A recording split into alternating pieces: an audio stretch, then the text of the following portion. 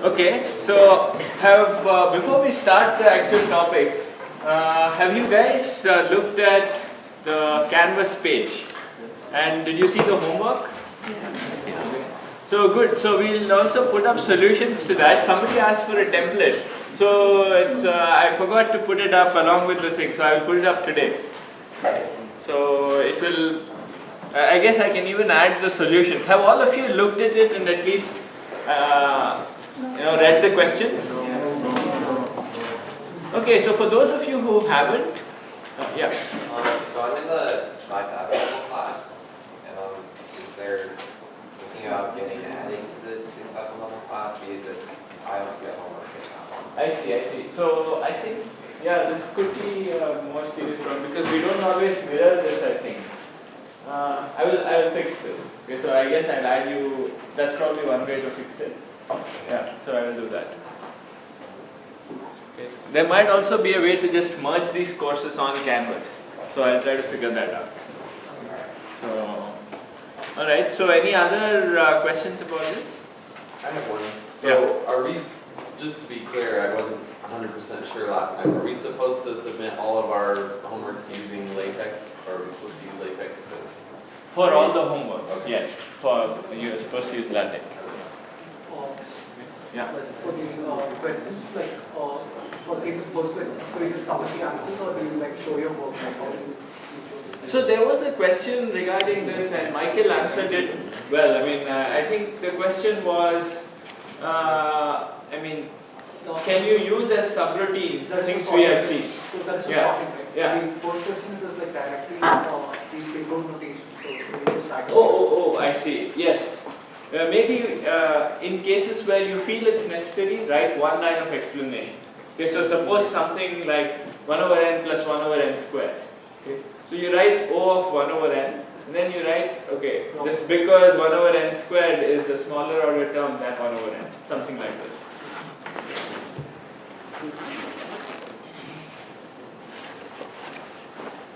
Okay, so that's homework 0. So for those of you who haven't seen the problems, I would advise you to first see them and try thinking about them for a bit before looking at the solutions. Okay. Yeah. If you're going to post the solutions, do you still want us to turn them in? Yes, so that is something that I want to get to, but I have this at the end. So I want to try this experiment. I'll get to you in a bit. Okay, so I want to try this experiment where for homework 0, since it anyway doesn't count to your grade, so if some of you can volunteer some form of an open grading where basically you submit the homework and I'll just kind of post the solution, solutions where I think that something needs to be done, like not enough detail or too much detail or something like this. I'll just post the solution and point out what is the issue with it. Okay?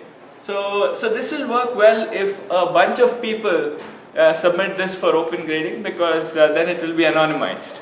Okay, so if only like a few people submit, it's not going to be. Okay. So yeah. So I'm an undergrad. I'm only in the 5,000 Canvas. Yeah. How should I get access? Yeah. So this was the same question. So I will figure out a way to actually mirror the two. Yeah. Okay. So either that, or as he suggested, I will add you to the 6,000 course. Okay. Yeah. No, that's fine. Yeah. Okay. So other logistical questions? Yeah. When you say use later, and when you submit the source file from text? No, the PDF. Yeah. So in fact, the submission system won't accept anything apart from PDF. Okay, so yeah. Okay. So all right. So let's start with today's class. And today's class, I really want to set the tone for the level of discussion. Okay, so this is a good example, and the topic will be divide and conquer. Okay, so this is a general paradigm in algorithm design, and so we'll see it through a bunch of examples, and we'll talk about the basic idea. Okay. And we'll also come across certain things like how you analyze running times of this kind of divide and conquer algorithm. Okay, so these are things to keep in mind. And the other logistical issue I'll talk about later is the project. Okay, so this again, many of you have expressed concern, so it's straightforward, but I'll give you the full details. Okay, so I'll do that at the end of the lecture. So let's start with divide and conquer. So what is divide and conquer? Right? So it's really something we all do in all aspects of life. Okay?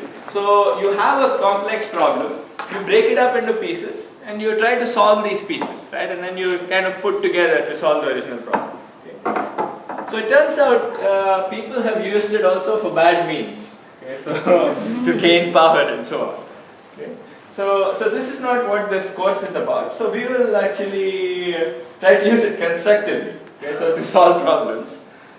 And the way we will do it is the following. So the broad thing, as I said, is you have a problem and you want to break it up into sub-problems. Okay? So how you do it is part of the process. So this is called the divide step. Okay, so actually I don't think you can see that.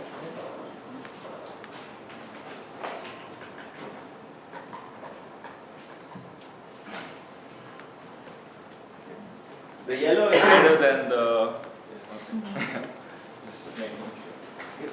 this doesn't.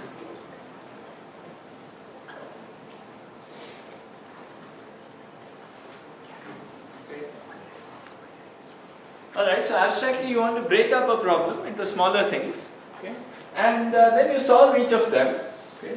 So this step, you can do it in various ways, but the most common way to do it is just by recursion. Okay?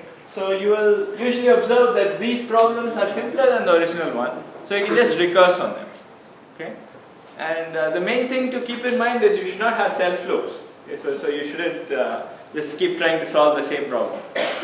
So really these parts must be strictly simpler than the original problem. So that is this, and this part is the conquer step. Okay. So once you've solved all these pieces via recursion, then how you put together these various pieces to get a solution to the full instance. Okay, so this is the conquer part of divide and conquer. Okay, so this is the general paradigm. So let's try to, it's too abstract, so let's try to illustrate with some examples. And the things you've got to keep in mind when you're doing this are basically how you perform this division. This is something that will be problem dependent. Okay? And this is often something where it's tricky, and we will see an example in which it's not even clear that you can divide into sub-problems and gain any advantage. Okay? So we'll see that. And the second step, as I said, is usually recursion. So it's usually easy. Very rarely do you have to think about the second step. Okay? So that is one. And how to conquer is, of course, it's part of the process. It's similar to the first step, so it depends on the problem. Okay. And the other important thing we'll see is how to analyze the running time of these kind of algorithms. Okay, of algorithms that do this. Okay. So questions about the broad setup? So I guess many of you would have seen this, so it would be a good revision for you guys. So, and one of the things you should take away from this set of lectures is when you can do this kind of a process. Okay, so there are some problems for which this kind of an approach works, some for which it's no harder than solving it by other means. Okay, so this is something that you've got to learn. And yeah, so these are some heuristics. You should look for sub-problems that are somehow simpler, then you can combine. Let's see. Okay, so the outline for this lecture is you'll have essentially 3 parts. So I'll show you like 3 examples. Okay. So in the first one, all of you are going to say, okay, this is clearly a divide and conquer problem. Okay, so in the sense that any natural person who would, any reasonable person would try to solve it by some form of divide and conquer, whether they call it that or not. Okay. And in the second one, you tell me that, oh, okay, it's now that you mentioned divide and conquer, I can solve this problem well using divide and conquer.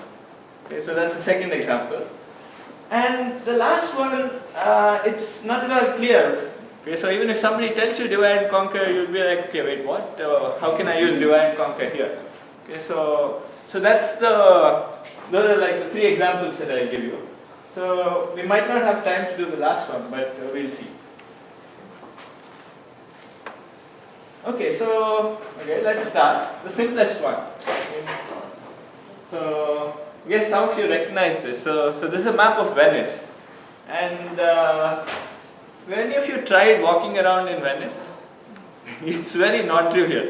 Okay, so you might.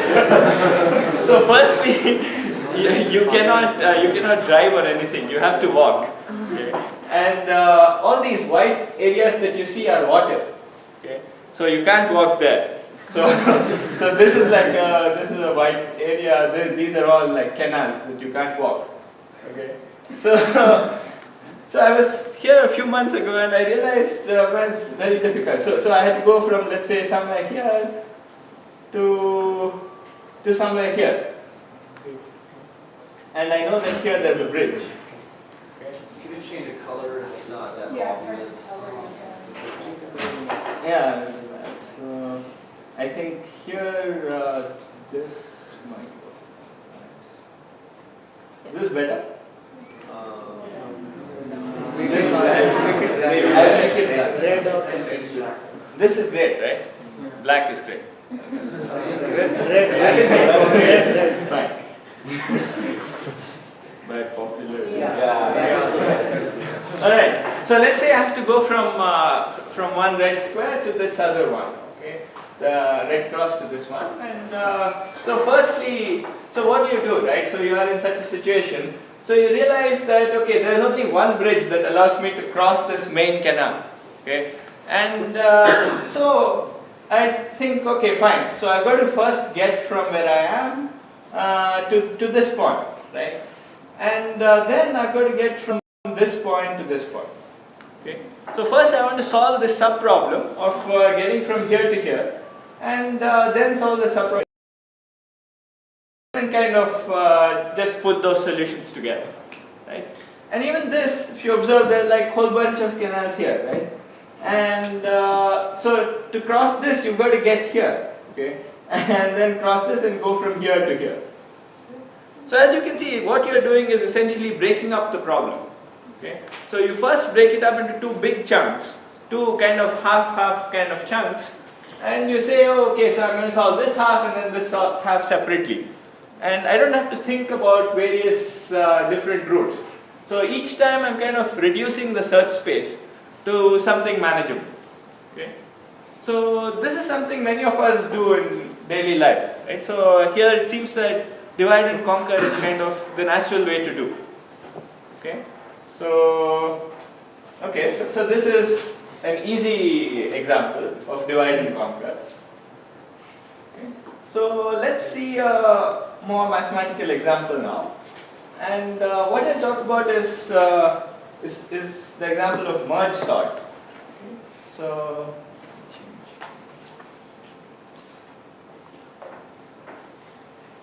Okay.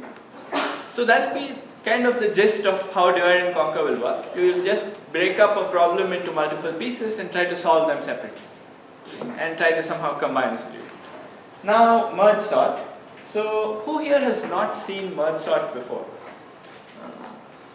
I mean, it's fine. I mean, I'm going to do it in full detail. So, or seen it more than a few years ago, a couple of years ago. Oh, okay, good. So then, yeah, it's good to go through this in full detail. Okay, so we're going to go a little bit excruciating detail for those of you who've seen it recently. But that's fine. So let's do merge sort. So what is the general problem here?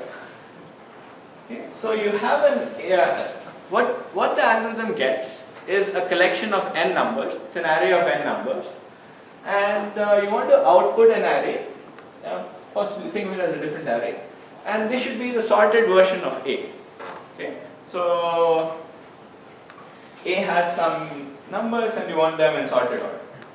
Okay, So let's just look at a simple example. And as I was saying, the goal is to do this via divide and conquer. Okay, so the picture is not much of a giveaway. Okay, so here let's say you have a bunch of numbers. So you have 5, 2. Can you see the letters?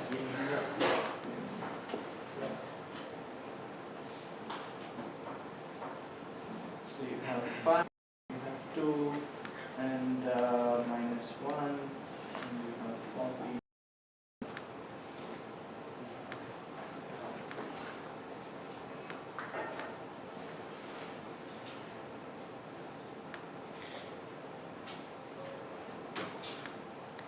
Let's say I have 2 5s. Okay. So I just wrote random numbers. So you have a bunch of numbers. Right? And the way merge sort works is you just say, okay, so this is the big array that I want to sort. So it has 10 elements. Okay. So what I'll do is I'll try to just break this array into half. So I'll break this into 2 parts of size 5 each. Okay. So you can do it in any way you want, but the most trivial way is to just go from A1 to A5 and then A6 to A10. So note that these are like A1, A2, A5.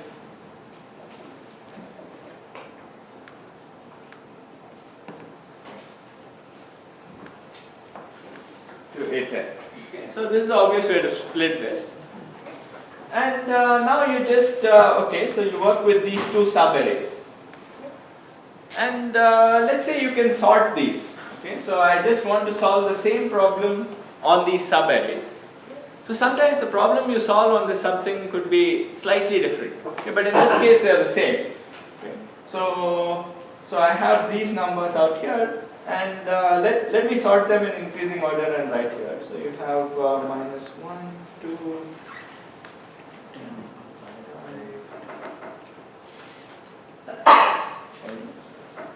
So this is just a sorted version of those numbers, of the left chunk. And I have a sorted version of the right chunk too, right? So this is like 1, 8.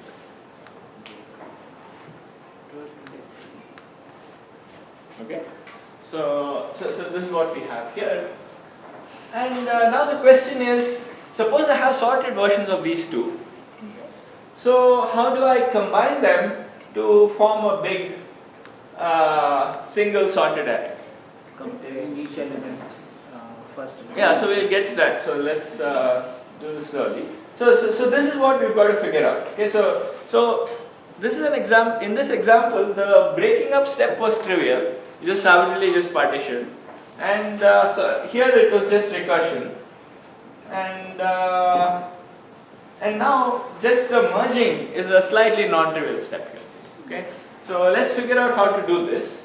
Okay.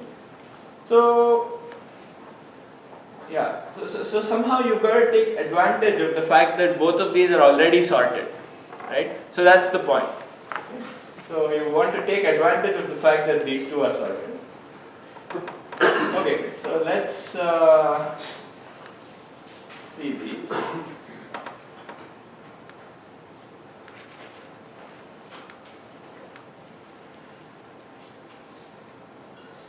And then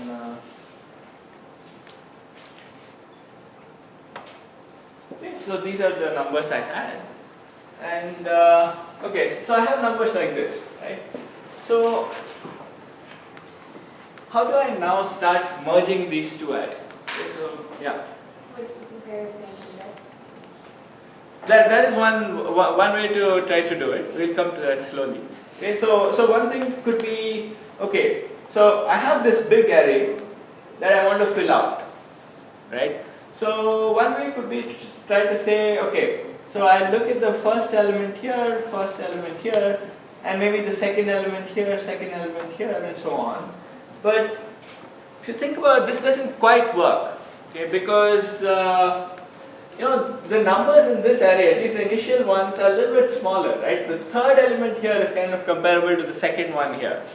So it's not exactly clear how you merge these. Okay, so I mean, especially suppose you had 4 here as opposed to 5. Okay. So here even the third element is actually no, sorry. Let's say you have 6 here. Okay. So here even the third element is smaller than the second one. So it's not quite clear how you merge, right? So turns out the easiest way to do is just start filling out this array. Okay. So this is the array that you want to fill out, the bottom one. Okay. So how do we just start filling out this array? Okay. So in particular, what is the first number that I want to write here? Yeah, so it's -1, which is basically the smaller of these two, right? So I've got to look at these two numbers.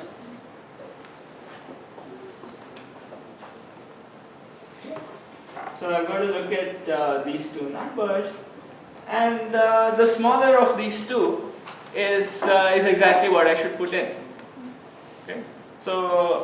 Okay, so I can do that now.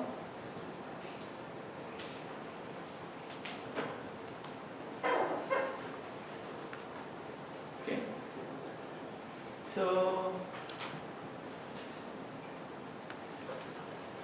all right. So I know that -1 is what I should put in now. Okay. So how do I next determine which one to put in? Okay. So I know that this guy is kind of crossed out because this has already been put in. Okay. So in terms of the elements of this array, I've used up this guy. I have all these things left, right? So these are the ones that I have left at this point. Okay. And here I've got all of these guys left. Okay. Yeah. Shouldn't you just compare the second one to the first one?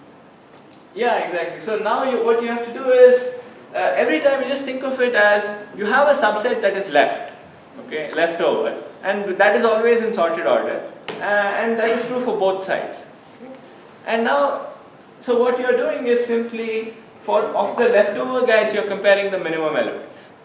Okay, and taking the first element, you're just moving the first element of the Doing the same thing with the yeah, so equivalent, that's another way to see the same thing. Okay.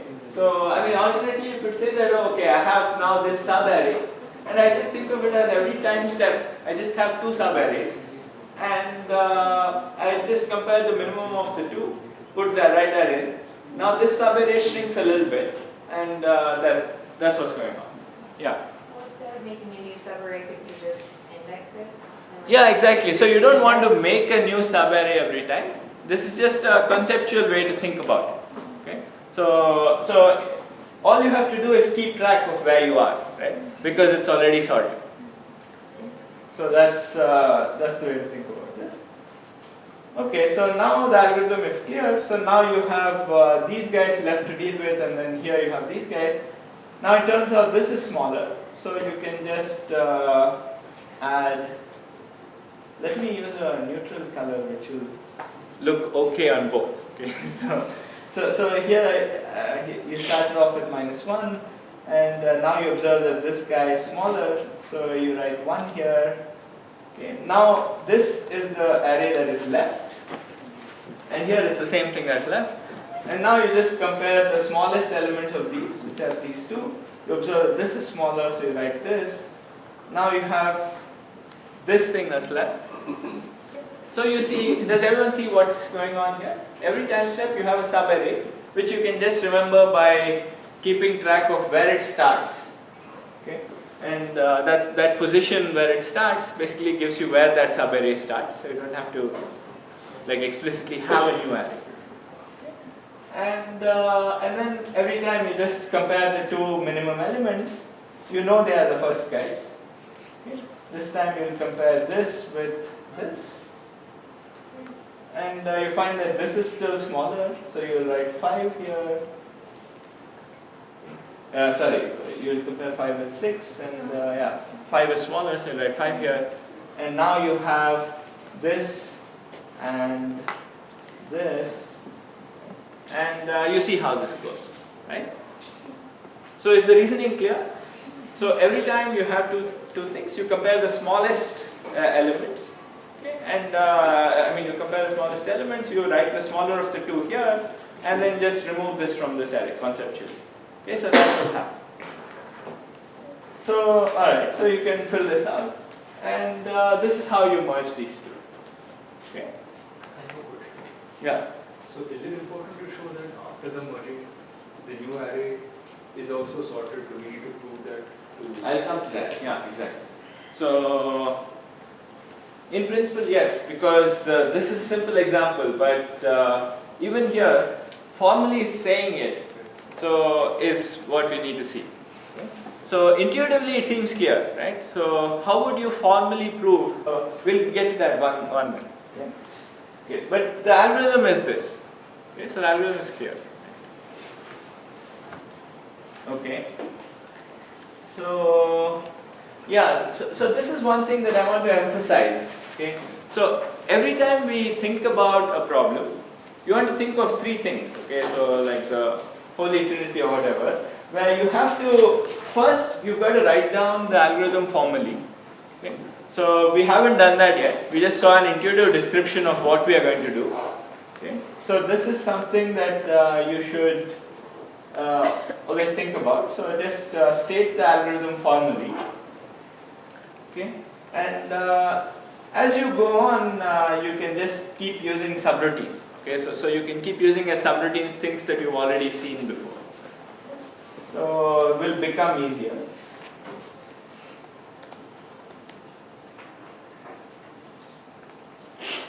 Okay, and the second thing that you've got to show is that it always works correctly, and you have to prove this statement mathematically. This is very important, and we'll see how to do this for this case. In this case, it seems intuitively true, right? But you've got to still prove that it actually is correct. And finally, we want to analyze the complexity. Okay, and there again, it turns out in this case you can do it easily, but in general, we'll see how to solve these kind of things in general. Okay, so these are the three steps that you've got to do for basically any algorithmic problem. Yeah, that's the thing we'll learn to do in this course. Okay, so the algorithm itself. Okay. So what were we doing, right? So we were given as input this array through an. Wait. Okay. So I think this depends on the Wi-Fi connection. So it's all right. So you have this array, and we want to define this procedure sort. Okay.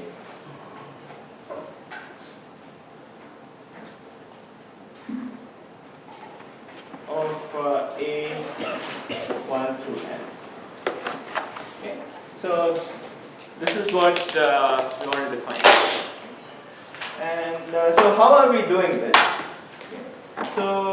So firstly, if the array is too tiny, right? So then if it has like one element, then there's nothing to do, right? So you just have to just output that. Okay. So that's like it's what we call the base case.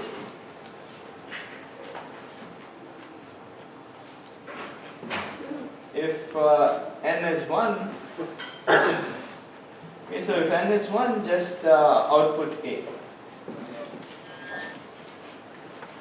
So this is the first thing. And otherwise, you break this up into, you call sort on, so let's define the new array C, and let's call it sort of A1 through n over 2, and let's call D to be sort of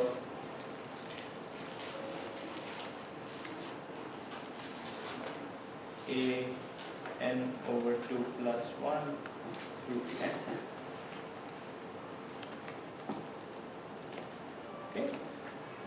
So this is what we were doing, right? So this is just formally writing down what we just showed in a picture sometime.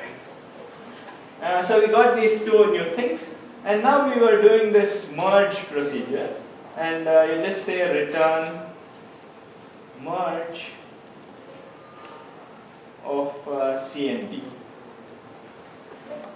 So this is what we're doing, and we've got to define what this merge is. Okay, so let me define this procedure merge.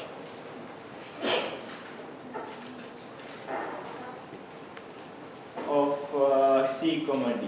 Okay, so C and D are two arrays. Okay. So here you can, so what were we doing? So we had two sorted arrays. You know that you always start with the left. So let's go from 1 through small m, and this is 1 through small m. Okay. Okay, so I have to figure out why this doesn't. Okay, this will update soon. So I wrote 1 through m, 1 through m. Oh, okay. So all right. You know, this is the thing with technology, right? No matter how long you wait, there is still some basic things that have to. Yeah. All right. So C has size n and D has size m. Okay. So those are the two arrays. And now what are we doing, right? So we are always keeping track of a subarray. Okay. So and the subarray we are defining it using this index. Okay. So you could think of the two subarrays as just being defined by two indices. Okay. So is this point clear? So you just keep track of two indices. So let's call it I1 and I2. Okay. So both of them are initially set to 1. Okay. And then what you are essentially doing is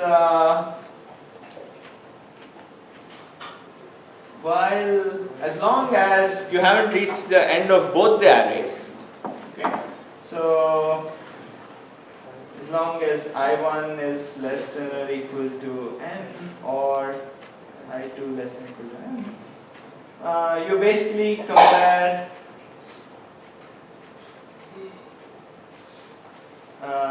C of I1 with C of I2. Yeah. Good. So maybe if you are on your toes, which is good. Now, okay, so you compare C of I1 with D of I2, and you write the smaller of the two into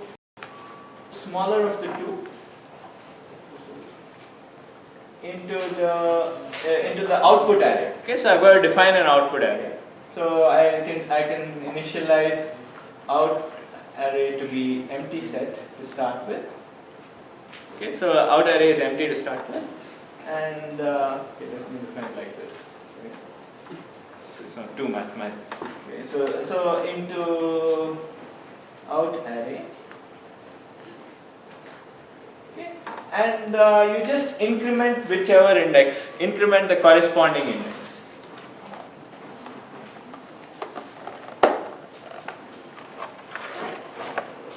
Corresponding index. So if C of I1 turned out to be smaller than D of I2, then you increment I1. Okay? Yeah. So it cannot be an odd function. It's like gives you an odd function because what if all elements of. Yeah, I will come to that. Yeah. So basically, there's one slight thing you have to keep in mind, which is that it could happen that I1 becomes bigger than n because you've reached all the elements of C1. Okay. And now you've incremented I1, so I1 actually became bigger than n. Okay. So in which case, what do you have to do? Yes, you have to add the remainder of t, and one other way to handle this in code is to just define C of n plus 1 to be infinity. Okay, then you'll never add that. So that's just a stopping condition. So yeah, careful about stopping. Okay.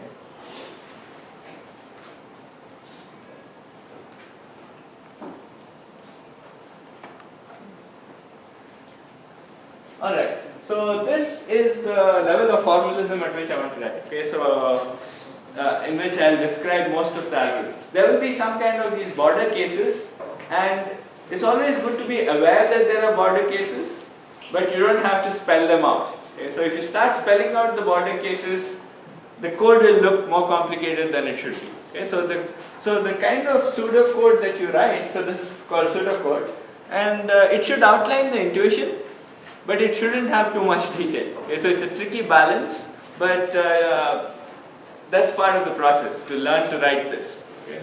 So if someone reads this, they should be able to tell what's going on. Okay, so at least like this part is very clear. Right? All right. So questions about the algorithm? So this is the formal statement. Okay. So now let's go to the proof. Okay. So the proof of correctness. And before we go to the actual proof, so it will be by induction. Okay. So I'm assuming that all of you have seen proofs by induction, right? So is there anyone who has not seen an inductive proof? Oh, you've not seen it? Yeah, so proofs by induction, a one slide version of this is something like this. Okay, so you might want to read up on this. Okay, so but basically, generally speaking, so this is a general mathematical concept. Okay, it's called induction, and the idea is, so this is quite common in mathematics. You have some statement that you want to say, and you want to prove that it holds for all integers. Okay, and if somebody tells you prove that this statement holds for 1 and 2, okay, so then you can just verify it for 1 and 2, right?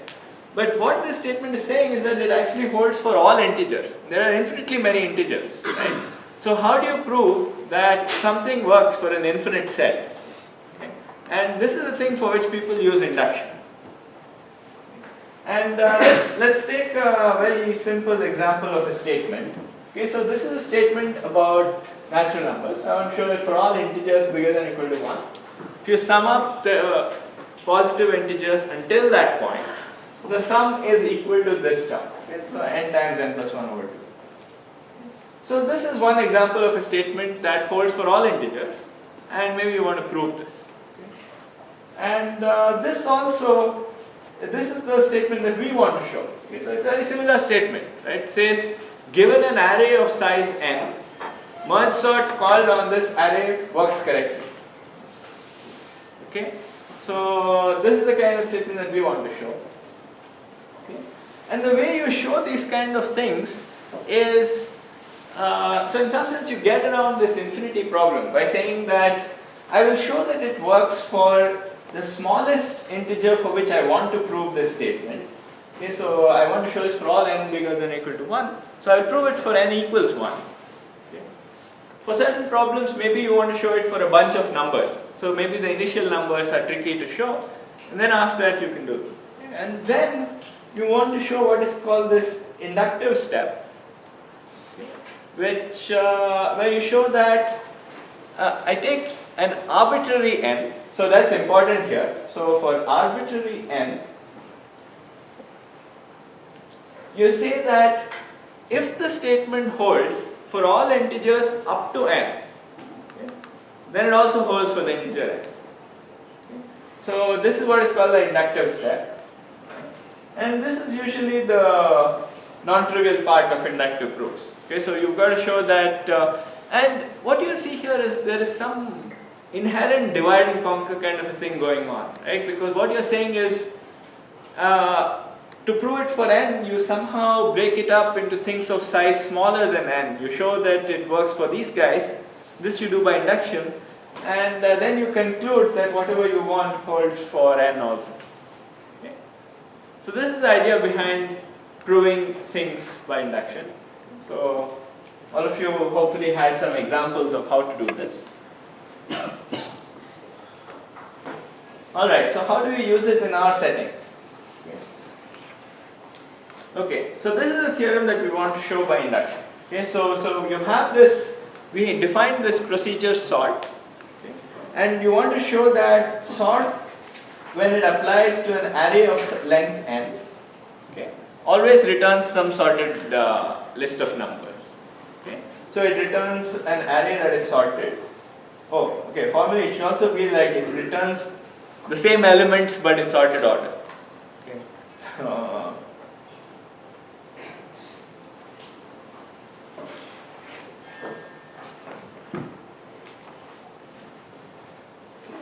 and here n parameter on which we are using induction. Okay, so is the proof outlined here? So is the goal clear? All right. So as I said before, you've got to do two things, right? One is the base case, which is the smallest part of the inductive step. Okay, so what's the base case here?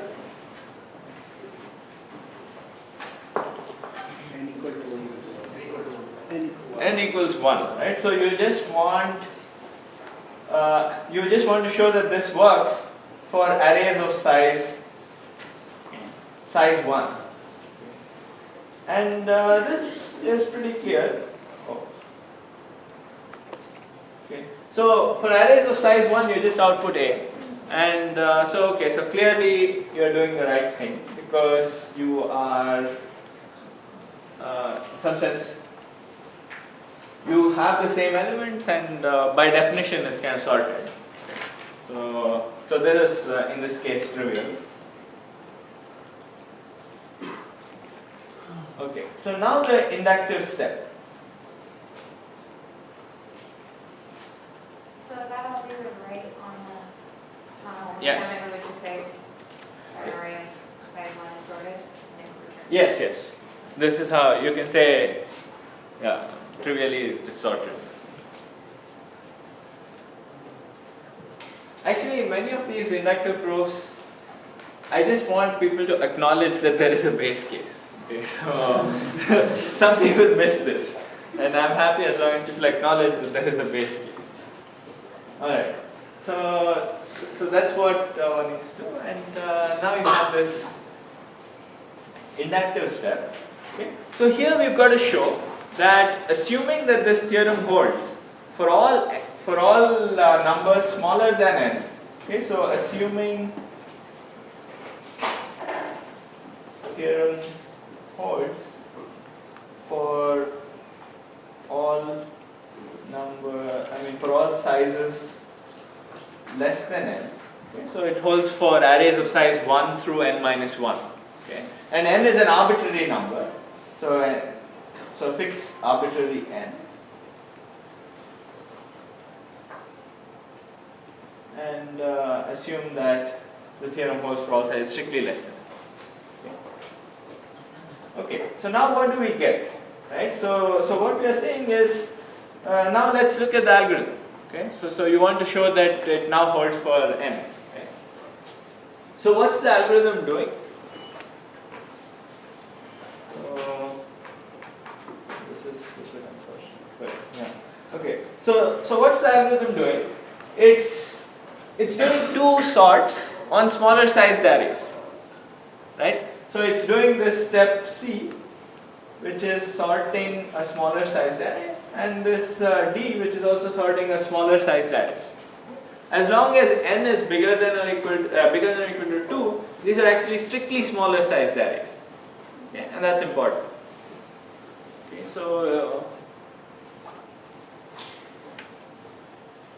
Okay, so these are strictly smaller sized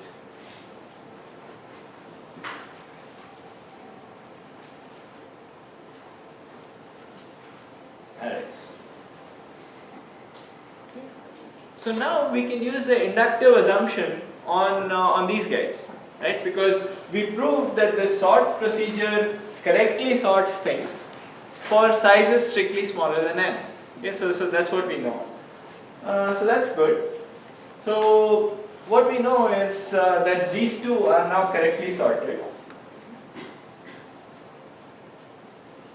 So we just fix an arbitrary n and assume it's bigger than equal to 2. And you're saying assume the theorem holds for all sizes less than n. Now sort of n. Let's say that the inductive assumption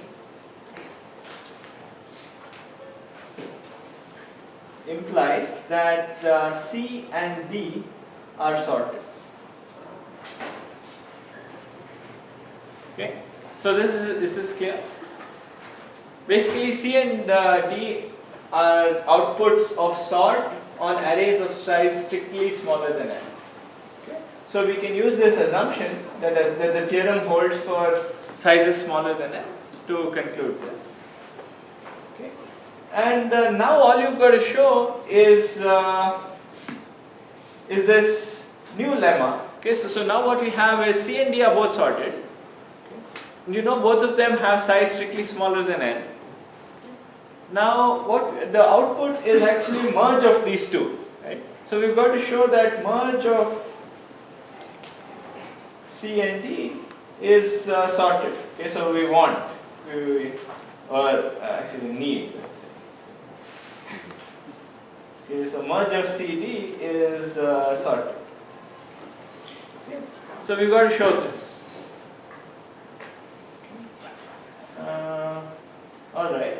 So this is where let's state this as a lemma. Okay, so a lemma is basically a smaller claim that you prove in the process of writing out a proof. Okay, so in the process of proving some theorem. So the lemma formally stated is the following. So we want to say C and D are two sorted lists, and we want to say that this merge procedure, when you apply it to C, D, it always returns an array that is sorted. The thing to observe is that once you prove this lemma, you are done. Okay, so is that clear to everybody? Excuse me. Yeah. So if I'm not mistaken, so this subproof or the lemma as you called it still shows that it works for case n or n minus 1. So the lemma Don't as you I have to then go the next step and then show that it works for n or n plus 1 the next one? I thought that's how induction works. Yeah, so what you call n plus 1, I'm calling it as n. Right. So I'm just assuming that it holds for strictly less than n. Less than n. And like up to n minus 1, and I'm proving it for n. So here, even with this, oh, I see. Yeah, so essentially C and D have size less than less than or equal to n minus 1. Okay, so I guess this makes it more clear. Okay, so you're assuming this for sizes up to n minus 1. Okay. So yeah, it's a good question. So any other questions about the way we are proving things?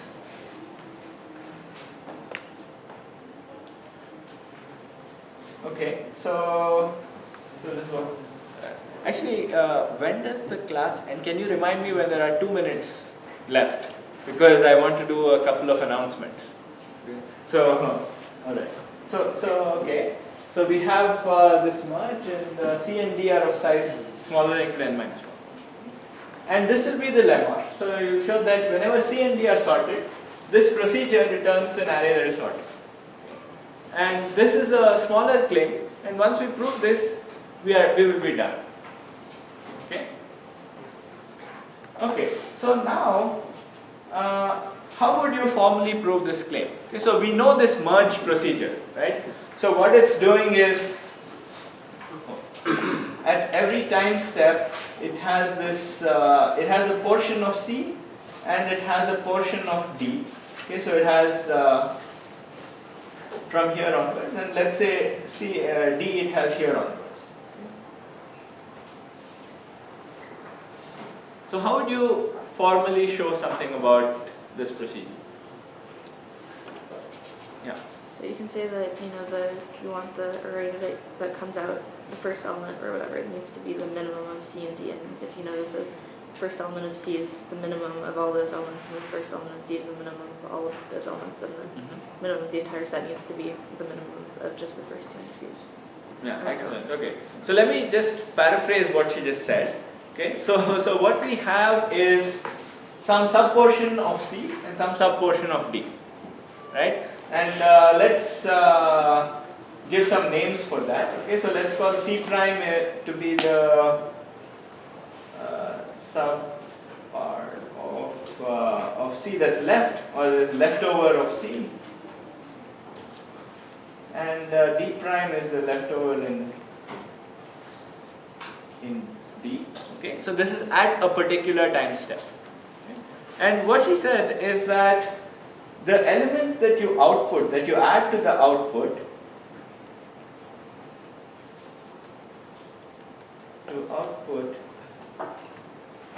is always the min of C prime union D prime. Okay? So you have these leftover sets, and the element you're adding is always the smallest element in the union of these two leftover things. Okay? So in particular, what you have is that, so is this claim clear? Okay, so the fact is this observation here clear? The element you add is always the minimum. And this again is simple because you know that C was sorted and D was sorted. Okay, so that's where it's crucial that both these were sorted. Okay, and so you know that the first element here was the smallest of C, first element here was smallest of C of D. So the minimum of the two is smaller than everybody. Okay. And what that also means is that, so this statement implies that elements are always added in increasing order.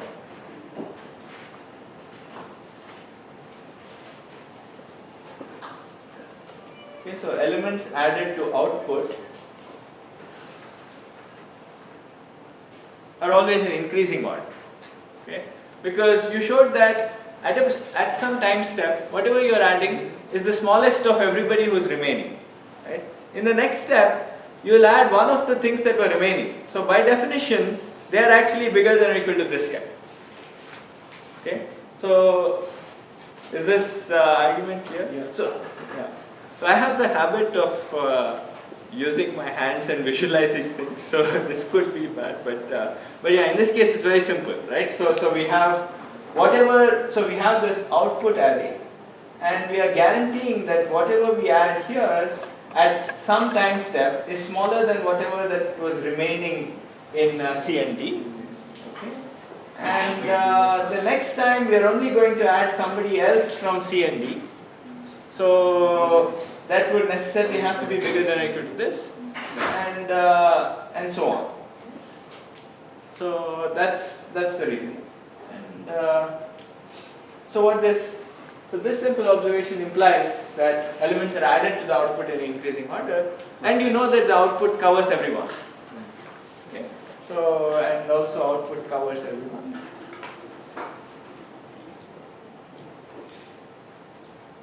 C union D.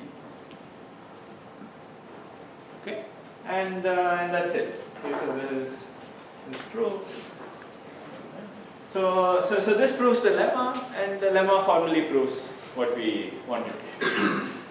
Yeah. Don't you have to mention that C and D are sorted in increasing order? Yes. So when I say something is sorted, I mean in increasing order. Okay. So yeah, you're right. So I guess I should have defined this initially, but just loosely using the term sorted means in increasing order, okay, or non-decreasing order. Okay. Any other questions? So is the general proof strategy, proof framework clear? So this is what this is how we usually formally argue about things. Okay. So you come up with a theorem which essentially says that whatever algorithm that you came up with is correct. And then you try to prove it. For divide and conquer things, we usually prove it by induction. Okay. And we say that, oh, okay, so in the base case it works, and then you try to show this inductive step. Okay. And this you do usually by just going over the algorithm, try to see what it produces, and arguing that every step kind of behaves as you expect it to. Okay. So this is how we reason about it. Okay, so what is the time complexity of this algorithm? So, do all of you know the, raise your hands if you know the answer to this. Okay, so many of you I guess know, but many of you probably don't also, so which is good. So next time we'll see how to analyze the time complexity. Okay? So in general, we'll develop this habit of going through an algorithm step by step, trying to figure out the running time of every step, and just accumulating those. Okay, so it's very simple. It's the most natural thing, but you just have to do it systematically. Okay, so that's what we'll do. So since I don't have that much time, I'll postpone this to next class. Okay. So it turns out the answer, you'll do this recursively. Okay, so we'll say that you have a running time for an n element set. Okay, so T of n, you define it to be the amount of time needed to sort an n element array.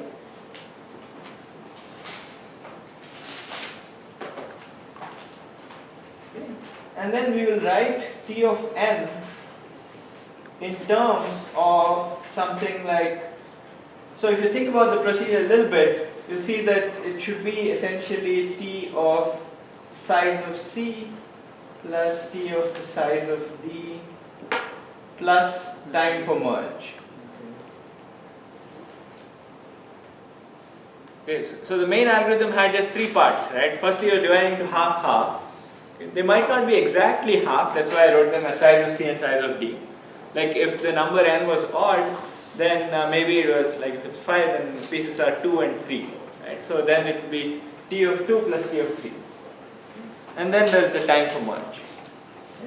So this is how we write it, and then we essentially come up with an inductive statement and prove that this is always small. Okay? So this is the key thing that you've got to analyze. So what the time for merge is. So we'll do that in the next class. Okay? Oh, actually, we have time, right? Oh, okay. So my other thing starts at 20 past. So okay, never mind. So we will do this now. Okay, so okay, but this is how you analyze the time complexity of things. So is this expression clear though? That you define T of n to be the amount of time you need to sort an array of n elements, and then you go back and look at this procedure, okay?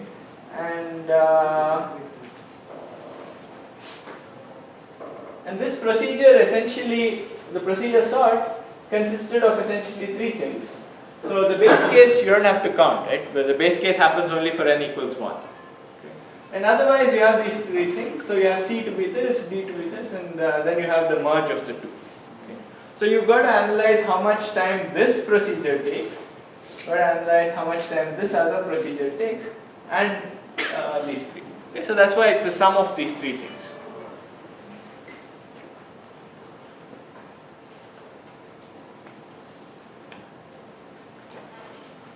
Okay, so now let's. So the main thing to study is what this time of merge is. Okay, so this is a slightly mysterious term here. Okay, so we'll see that in a bit. Okay, but before we go there, so I want to mention a slightly different way of dividing. Okay, so this is just to illustrate the point that in most problems there's no single way of dividing things. Okay. So we just said you have an array of size n, you break it up, you consider the first part, the second part, right? Then we did this merge procedure, it was slightly non-trivial. Okay. So I'm going to tell you even easier way of splitting an array. Okay, so let's see. So you have let's say the same array. Okay, it won't be the same, but so a similar looking array. So you have 5 minus 1, 2, 3, 6.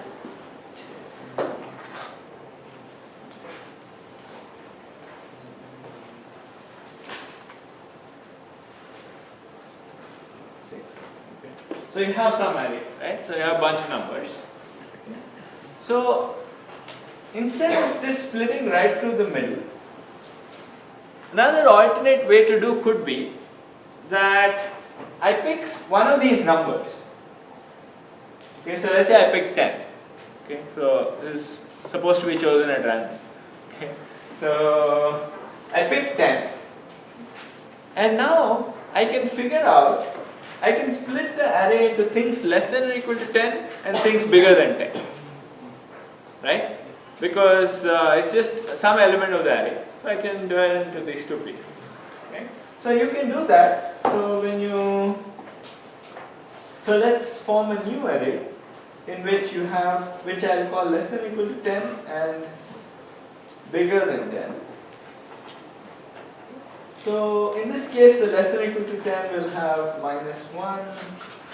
So let's write them in order. Okay, so it has 5, and it has minus 1, it has 2, it has 3.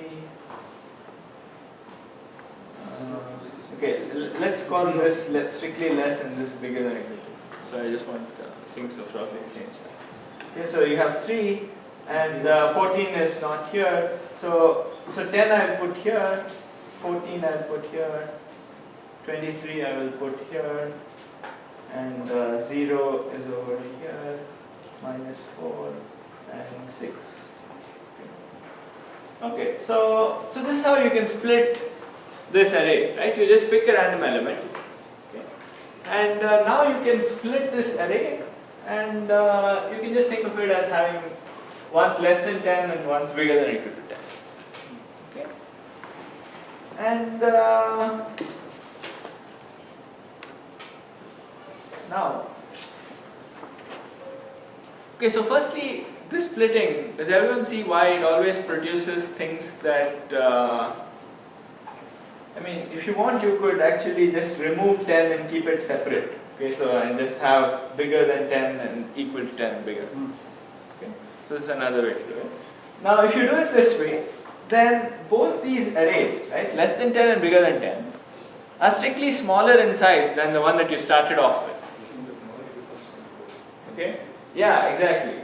Okay, so that's the difference between these two procedures is that, let's say I recursively sort this, and I recursively sort this part also. Okay. Now merging, as he said, is trivial. Okay, because I just take the ones that sorted version of the ones that are less than 10, and then I put 10, and then I put everything that was bigger than 10 in sorted. 10 is sorted. 10 is in place. Okay, by definition it's in place. Okay, so this is another way to define divide and conquer. Okay, so I mean, depending on the problem, sometimes various things could be convenient. Okay, so this is an example where dividing stage takes some time. Merge is trivial. Okay.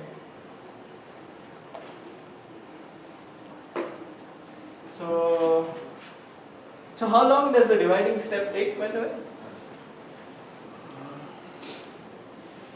So I have to first pick some element. Okay. That, let's say I can do it in constant time. Then comparison will take time. Yeah, you have to compare every element, put it either in this array or this array, right? So this thing itself takes time, that is O of n. Okay? So in fact it's exactly n in this case, but it doesn't matter. Okay. So this itself takes O of n. Okay, and merge is also trivial, but it's if you have to write out a new array, it could take O of n. So in this case, writing down, I mean, in some sense, you don't have to analyze a merge procedure like the previous one. Okay, so it's actually even simpler. So you can say that if the size of this set is some n less than or equal to 10, less than 10, and this is n bigger than 10, then all you're saying is t of n is t of n less than 10 plus t of, yeah.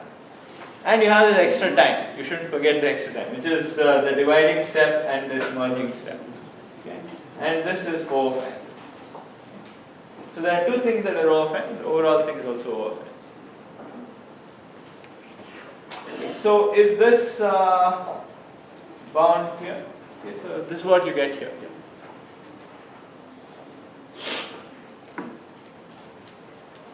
Okay. So yeah, so as I said before, here the merging step is actually very trivial. That's the motivation for this.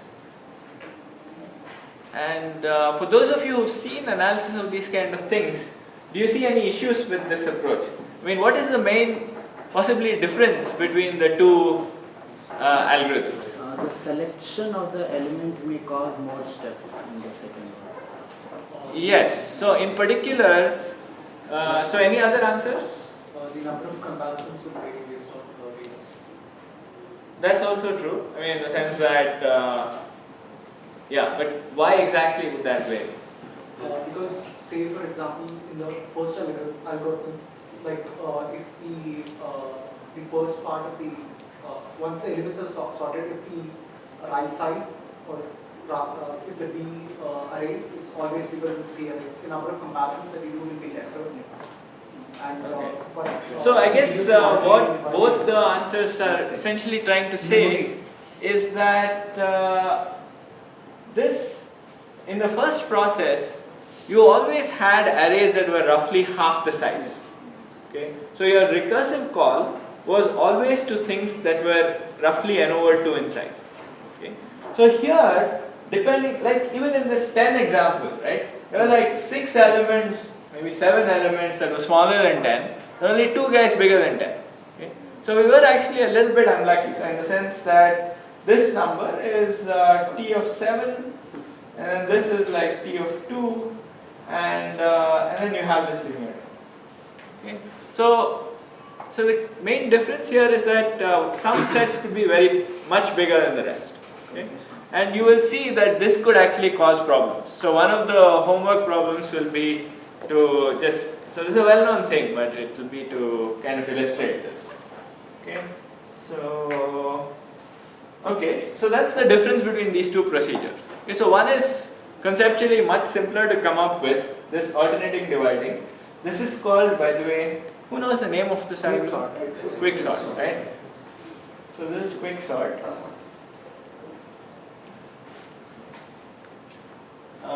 It's called quicksort because it's very simple and you can implement it very quickly. Okay, so this is actually what a lot of people use. So, did you guys see this episode of Barack Obama talking to somebody at Google? They did this interview at Google, and yeah, somebody asked him, oh, okay, so what do you think about sorting? And then Obama immediately replies, never use quicksort. So I guess it's popular. Yeah, alright, so what we'll see in the homework is why he thought it was bad. Okay, so that's what we'll see.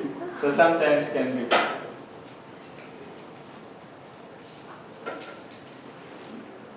Okay. So now let's go back to this. Okay. So we have, let's go back to merge sort.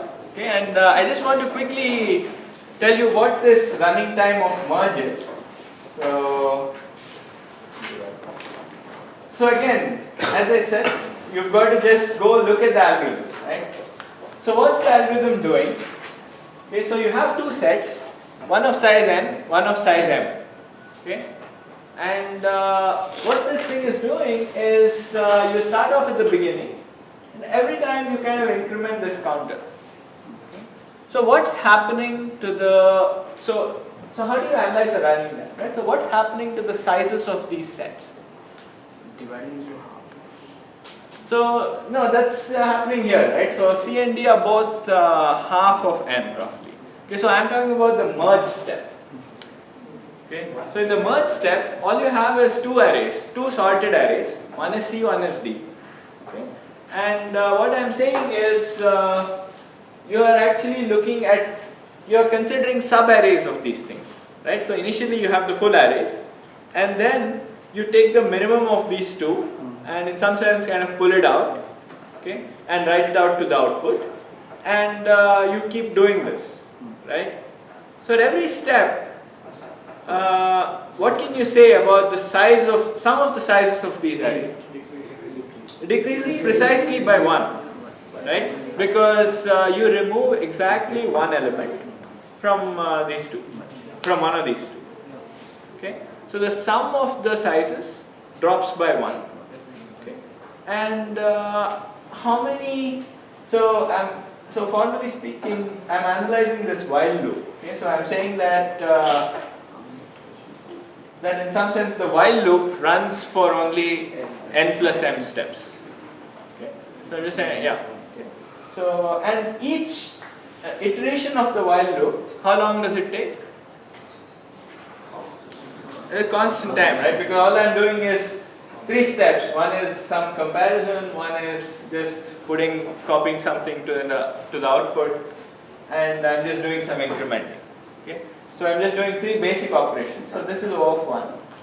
And the number of iterations, as I just argued, is something like n plus m. Okay? So the overall thing here is n plus m. Okay? So the overall running time is O of n plus m for this merge procedure. Okay. So what are n and m in our case? Yeah, the sizes, and by definition we were breaking up an n-sized array. Okay, so n plus m is actually exactly equal to capital N. Okay. So that's what this is. So this is exactly O of capital N. So this is very simple, right? So, and what we know is that C is roughly n over 2. Okay. D is also roughly n over 2. If n is odd, then these numbers are slightly different. One is the floor and the other is the ceiling. Okay. But these again fall into this aspect of border cases. Okay, in this class, I don't want you to worry too much about border cases. When sometimes they are important, but just be in mind that they occur, but don't bother too much about it. Okay, so we'll always think of this as n over 2 and n over 2. Okay. Okay, so this is how we are. Okay, let's capture that. Okay, so this is how we can now bound this running time. So we have this clean expression here which basically says T of n is, it's now 2 times T of n over 2 because I'm assuming both these are actually exactly n over 2. And you have plus something that's O of n. And this sort of a thing is what's called a recurrence relation. So so this will actually be the topic of next class, how to actually find closed form expressions for this. Okay. So as you can see, there's some induction going on here, right? Because you have T of n, you wrote it as something which is a function of something strictly smaller than n. Okay. And there is some additional term. So we'll see how to analyze these kind of recurrence relations in the next class. Okay. So for now, let's think of it as this. Okay, so it might seem odd for those of you who haven't seen this before that I want to say something about t. All I'm saying is that it is something in terms of t of n over 2. Okay, so seems odd the first time you see it, but turns out these can be used to actually get expressions for t of n. So that's good. Okay, so the third example I wanted to give today is about multiplying n-digit numbers. Okay, so how long do we have? 5 minutes. So let me start with just stating the problem. And actually, have you guys seen this in a divide and conquer setting? Who has seen it? Okay, it's a small number, which is very good. So next time we'll see. Everybody learns in basic, first grade or second grade, how to multiply numbers, right? So suppose you have like 5, 2, 8, 4, 1 times 2, 3, 1, 4. Okay. So when we are very small, we get scared by these things. But in first grade, we learn to conquer this problem, right? So we learn that there's actually a simple way to do any problem of this kind. So we'll try to first see what the running time of this algorithm is. Okay. Then we'll actually see that surprisingly you can make this faster. So that will be the topic of next class. Okay. So yeah, so I wanted to just mention these two. Okay. So are there enough volunteers for this open grading that I spoke about? So people are good. Okay. Okay, excellent. Okay, so as long as we have about 20 people who are, so when you submit your homework, just indicate that you are fine with open grading at the very top. Okay, so that I can just get some pieces from this and we can just basically discuss either at the end of class or maybe I will post it in this discussion form and just say, yeah. We'll take our name off. Yes, it'll be. That's why I wanted enough people because otherwise anonymity is lost. So, okay, so that's that. And the project is, actually people were asked, as I said before, it's a reading project. So you'll have to read a paper and write a couple of 2-page summary. Okay. If you really prefer, you could just have a conversation with me for half an hour about the paper. That's an alternative. Okay.